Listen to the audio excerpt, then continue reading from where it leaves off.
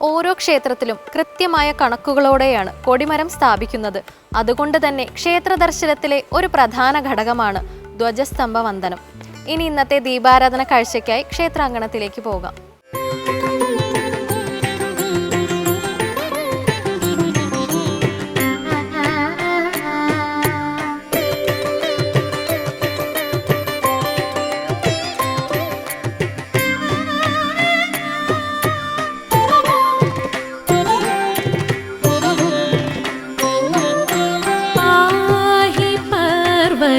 നന്ദിനി മാമയി പാർവണേന്ദു സമവദനേ അംബ പാഹി പർവത നന്ദിനി മാമയി പാർവണേന്ദു സമവദനേ അംബ പാഹി പർവത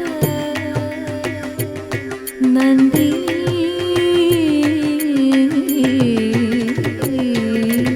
ഇത് വലിയ കുളങ്ങര ദേവീക്ഷേത്രം. ഒരേ നാലമ്പലത്തിലെ 2 ശ്രീകോവിലുകളിൽ വനദുർഗയും ഭദ്രകാളിയും അനുഗ്രഹത്തിന്റെ അമൃതം ചുരത്തുകയാണ് വലിയ കുളങ്ങര ദേവീക്ഷേത്രത്തിൽ.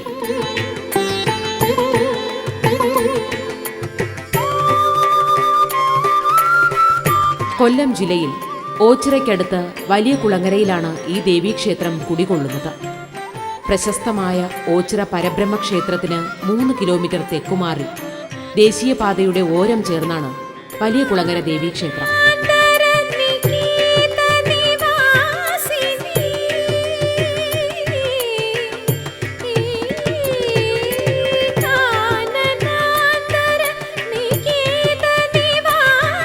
തിരുവനന്തപുരം കൊല്ലം ഭാഗങ്ങളിൽ നിന്നും തീവണ്ടി മാർഗം വരുന്നവർക്ക് കായംകുളം റെയിൽവേ സ്റ്റേഷനിൽ ഇറങ്ങിയാൽ ഈ ക്ഷേത്രത്തിൽ എത്തിച്ചേരാം.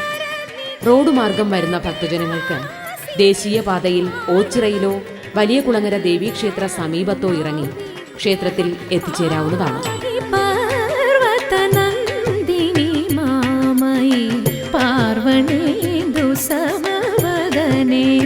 പ്രപഞ്ചത്തിന്റെ ആദികാരണ സ്വരൂപിണിയാണ് ദേവി. ഒരു നടപ്രമാണി ജനപ്രീതി വരുത്തുന്നതിന് പല പല രൂപങ്ങളിൽ രംഗപ്രവേശം നടത്തുന്നത് പോലെയാണ് അരൂപിയായ ദേവി ദേവകാര്യാർത്ഥം അനേക രൂപങ്ങളിൽ നിർഗുണയെങ്കിലും സഗുണയായി തീരുന്നതെന്ന് നമ്മുടെ പുരാണങ്ങൾ പ്രസ്താവിക്കുന്നു.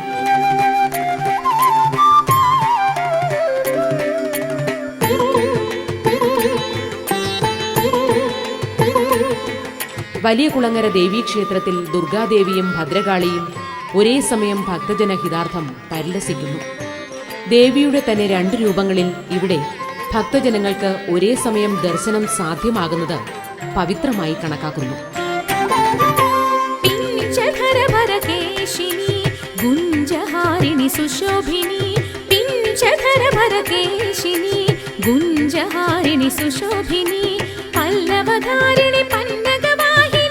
വിശാലമായ ക്ഷേത്രപ്പറമ്പും കൂറ്റൻ ഗോപുരവുമാണ് വലിയ കുളങ്ങരയിലെത്തുന്ന ഭക്തരെ ആദ്യം വരവേൽക്കുന്നത്.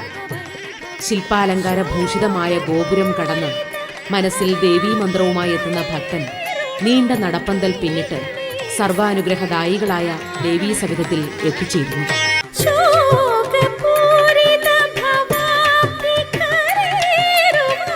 കായംകുളം രാജാവിന്റെ തേവാരമൂർത്തിയായിരുന്നു വലിയ കുളങ്ങരയിലെ ദുർഗാദേവിയെന്ന് ചരിത്രരേഖകൾ പറയുന്നു. തന്റെ ഇഷ്ടമൂർത്തികളായ ദേവികളുടെ ഉപാസന നടത്താൻ കായംകുളം രാജാവ് ക്ഷേത്രത്തിനടുത്ത് തേവാരപ്പുരയും പണിതിരുന്നു. കാലാകാലങ്ങളിൽ കായംകുളം രാജാവ് ഇവിടെ എഴുന്നള്ളി തന്റെ ഉപാസന നടത്തിപ്പോന്നു. തേവാരത്തിൽ എന്നു പേരായ ഒരു നായർ തറവാട് ഈ ക്ഷേത്രത്തിന് തൊട്ടടുത്തുണ്ടായിരുന്നത് ഈ വിശ്വാസത്തിന് ബലം നൽകുന്നു.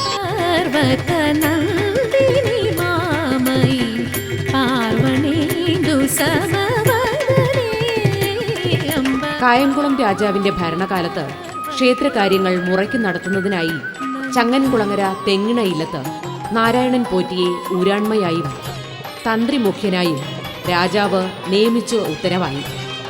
ആ തിരുവഴുത്ത് വിളംബരം അനുസരിച്ച് നമ്പൂതിരിക്ക് കരമൊഴിവായി കണക്കറ്റ സ്വത്തുക്കൾ ലഭിച്ചതായും രേഖകൾ പറയുന്നു.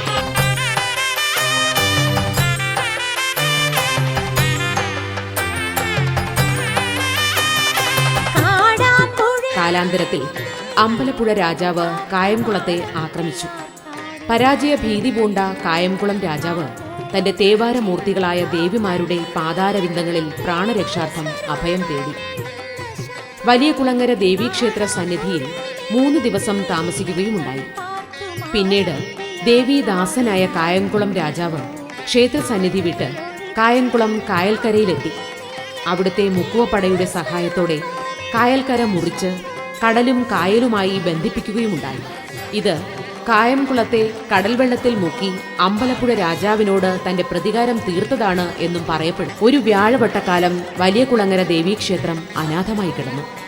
പിന്നീട് ഈ പ്രദേശത്തെ കരക്കാരുടെ ശ്രമഫലമായി ക്ഷേത്രം അതിന്റെ പൂർവ്വകാല പ്രൗഢി വീണ്ടെടുക്കുകയായിരുന്നു. വലിയ കുളങ്ങര ദേവീക്ഷേത്രവുമായി ബന്ധപ്പെട്ട് നിരവധി ഐതിഹ്യ കഥകളും അനുഭവ കഥകളും പ്രചാരത്തിലുണ്ട്. ഈ പ്രദേശത്ത് ക്ഷേത്രവുമായി പൂർവിക ബന്ധമുള്ള കുടുംബങ്ങൾ ഉണ്ടായിരുന്നു. അതിൽ ഒരു കുടുംബത്തിലെ കാരണവർ കുടുംബ സംബന്ധമായ കാര്യങ്ങൾക്കായി യാത്ര ചെയ്ത് ഒരു ദിവസം വലിയ കുളങ്ങര ദേവീക്ഷേത്ര സന്നിധിയിലെത്തിയപ്പോൾ നേരം വൈകിയിരുന്നു. അക്കാലത്ത് ക്ഷേത്രത്തിൽ അടിച്ചുതളിക്കാരിയായി കാളി എന്നു പേരായ ഒരു സ്ത്രീ ഈ ക്ഷേത്രത്തിന് തൊട്ടടുത്ത് താമസിച്ചിരുന്നു. സമയം വൈകിയതിലുള്ള പരിഭ്രാന്തിയും ഗൃഹത്തിലെത്തേണ്ട ആവശ്യകതയും കണക്കിലെടുത്ത് വഴിമധ്യേ വെളിച്ചം കാണാൻ ഒരു ചൂട്ടുകറ്റ കിട്ടാൻ കാരണവർ അടിച്ചുതളിക്കാരി കാളിയെ വിളിക്കാൻ തുടങ്ങി. ക്ഷേത്രമുറ്റത്തു നിന്നുമായിരുന്നത്രേ കാരണവർ കാളിയെ വിളിച്ചത്.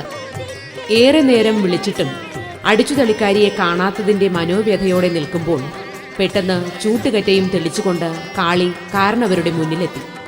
എത്ര നിർബന്ധിച്ചിട്ടും കാളി ചൂട്ടുകറ്റ കാരണവർക്ക് കൈമാറിയില്ല. കാരണവരോടൊപ്പം ഗൃഹം വരെ കാളി കൂടെ നടക്കുകയാണ് ചെയ്തത്. ചൂട്ടിന്റെ വെളിച്ചത്തിൽ സുരക്ഷിതനായി ഗൃഹത്തിലെത്തിയ കാരണവർ തന്റെ കൂടെ വന്ന കാളിക്ക് രാത്രി കിടന്നുറങ്ങാൻ മുറിയൊരുക്കുവാൻ വീട്ടുകാരോട് പറഞ്ഞു.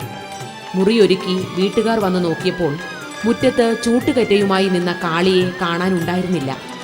പരിഭ്രമിച്ചു വശം കെട്ട വീട്ടുകാർ പിറ്റേന്ന് തന്നെ ഒരു ജ്യോത്സ്യനെ വിളിച്ചു വരുത്തി പ്രശ്നം വെപ്പിച്ചു. പ്രശ്നവശാൽ കാരണവരെ രാത്രി ഗൃഹത്തിലെത്തിച്ച കാളി സാക്ഷാൽ ഭദ്രകാളിയെന്ന് തെളിഞ്ഞു. താൻ ഉള്ളുരുക്കി വിളിച്ചപ്പോൾ ദേവി സ്വമേധയാ തന്റെ ഭക്തന്റെ കൂടെ വന്നതാണെന്നും പ്രശ്നവിചാരമുണ്ടായി. മനമുരുകി പ്രാർത്ഥിച്ചാൽ ദേവി സമീപത്തെത്തുമെന്നതിന് ഈ അനുഭവകഥ ഇന്നും ക്ഷേത്രവിശ്വാസികൾ തലമുറയായി കൈമാറി വരുന്നു. കുപ്രസിദ്ധ മോഷ്ടാവായ കായംകുളം കൊച്ചുണ്ണിയെ ബന്ധപ്പെടുത്തി ഈ കാരണവ കുടുംബത്തിന് വലിയ കുളങ്ങര ദേവിമാരുടെ അനുഗ്രഹ കഥ പറഞ്ഞു കേൾക്കുന്നു. വേണ്ടത്ര പണവും സമ്പത്തും ഉണ്ടായിരുന്ന കാരണവരുടെ ഗൃഹത്തിൽ ഒരിക്കൽ കൊച്ചുണ്ണി മോഷണത്തിനായി എത്തി. കവർച്ച നടത്താൻ പറ്റിയ സമയം നോക്കി കൊച്ചുണ്ണി ഗൃഹത്തിന്റെ തട്ടിൻപുറത്ത് കയറിയിരിപ്പായി. രാവേറെ ചെന്നപ്പോൾ തട്ടിൻപുറത്തു നിന്നും വീടിന്റെ കലവറയുടെ സമീപത്തേക്ക് നീങ്ങിയപ്പോൾ ശുഭ്രവസ്ത്രധാരിണികളും തേജോമയികളുമായ 2 സ്ത്രീകൾ ഈശ്വരനാമം ഉരുവിട്ട് നിലവറയുടെ കവാടത്തിൽ ഇരിക്കുന്നതാണത്രേ കൊച്ചുണ്ണി കണ്ടത്. പല ദിവസങ്ങളിലായി കൊച്ചുണ്ണി ഈ ഗൃഹത്തിൽ മോഷണത്തിലെത്തിയപ്പോഴും ഈ കാഴ്ച ആവർത്തിക്കുകയായിരുന്നത്രേ. ഒടുവിൽ കൊച്ചുണ്ണി ഈ ഗൃഹത്തിലെ മോഷണശ്രമം ഉപേക്ഷിക്കുകയും താൻ കണ്ട വിവരം വീട്ടുകാരെ ബോധ്യപ്പെടുത്തുകയും ചെയ്തു. പൂർവികമായി കാരണവരുടെ കുടുംബത്തിന്റെ വിശ്വാസമാണ് ആപത്തുകളിൽ നിന്നും രക്ഷയായതെന്ന് വിശ്വസിക്കുന്നു. ഈ വിശ്വാസത്തിന്റെ നിറവിലാണത്രേ ദേവിക്ക് തൃപ്പടിദാനമായി കുടുംബക്കാർ തങ്ങളുടെ വസ്തുവകകൾ കാഴ്ചവെച്ചത്. കായംകുളം രാജാവിന്റെ കാലശേഷം വലിയ കുളങ്ങര ദേവീക്ഷേത്രം കാലങ്ങളായി ആരും ശ്രദ്ധിക്കാതെ നാമാവശേഷമായി. അതിനുശേഷം ചങ്ങൻകുളങ്ങര, വലിയ കുളങ്ങര, പായിക്കുഴി എന്നീ കരകളിലെ കരപ്രമാണിമാർ ഒത്തുകൂടി ക്ഷേത്ര പുനരുദ്ധാരണ പ്രവൃത്തികൾ നടത്തി നഷ്ടപ്പെട്ട ക്ഷേത്ര പ്രതാപത്തെ പുനരുജ്ജീവിപ്പിക്കുകയായിരുന്നു. വലിയ കുളങ്ങര ദേവീ ക്ഷേത്രാങ്കണത്തിൽ 2 കളിത്തട്ടുകൾ സ്ഥിതി ചെയ്യുന്നു. വർഷത്തിലൊരിക്കൽ മീനമാസത്തിലെ അശ്വതി നാളിൽ നടക്കുന്ന ഗുരുതി വഴിപാട് ഉദ്ദിഷ്ടകാര്യപ്രാപ്തി, ശത്രുതാസംഹാരം, ദീർഘസുമംഗലി പ്രാപ്തി, സൽസന്താന ലബ്ധി എന്നിവയ്ക്ക് ശ്രേഷ്ഠ കർമ്മമാണ്. ചൊവ്വ വെള്ളി ദിനങ്ങളിൽ മുട്ടറുക്കൽ വഴിപാടും നടന്നുവരുന്നു. വനദുർഗാഭാവത്തിൽ കുടികൊള്ളുന്ന ദേവീരൂപം സ്വയംഭൂവാണെന്ന് വിശ്വസിക്കുന്നു. മേൽക്കൂരയില്ലാത്ത ശ്രീകോവിലാണ് വനദുർഗയ്ക്ക്. ചുറ്റമ്പലത്തിൽ ദേവീ പ്രതിഷ്ഠകൾക്ക് സമീപത്തായി ഗണപതി പ്രതിഷ്ഠ സ്ഥിതി ചെയ്യുന്നു. ചുറ്റമ്പലത്തിന് വടക്കു പടിഞ്ഞാറായി ശ്രീ മഹാദേവനും ഭുവനേശ്വരിയും കുടികൊള്ളുന്നു. യക്ഷി, നാഗർ, മാടൻ, യോഗീശ്വരൻ, രക്ഷസ്, ഗന്ധർവൻ, പനയക്ഷി തുടങ്ങിയ ഉപദേവതാ മൂർത്തികളും ഇവിടെയുണ്ട്. വെള്ളിയാഴ്ചകളിൽ വലിയ കുളങ്ങരയിൽ നടക്കുന്ന നാരങ്ങാ വിളക്ക് പൂജയിൽ പങ്കെടുക്കാൻ ദൂരസ്ഥലങ്ങളിൽ നിന്ന് പോലും ഭക്തജനങ്ങൾ എത്തിച്ചേരുന്നു. അനുഗ്രഹമൂർത്തികളായ ശ്രീഭദ്രയും ശ്രീദുർഗയും വലിയ കുളങ്ങര ക്ഷേത്രത്തിലെത്തുന്ന ഓരോ ഭക്തനും അനുഭൂതിയുടെയും സമാധാന ഐശ്വര്യങ്ങളുടെയും നിറകണി പകരുകയാണ്.